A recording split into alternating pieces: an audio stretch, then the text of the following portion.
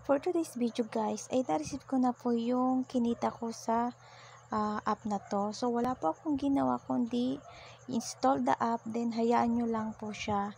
So bali, ayan po yung na payout ko. Yan po yung proof na legit po ito. Kahit na pa 9 pesos, 19 pesos, basta maka-earn po kayo ng coins. Ayan.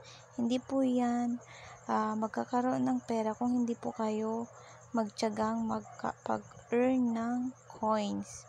So, ang na-earn ko pong coins is 15,930.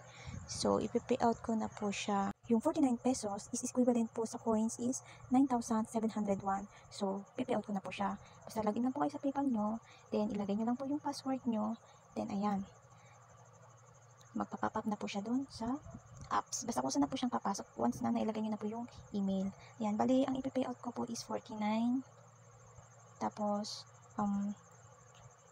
19 pesos. Tapos, 9 pesos. So, sa 19 pesos, equivalent of 3,959 coins. Sa 9 pesos, 0.85 is ang equivalent po nun is 2,000 coins.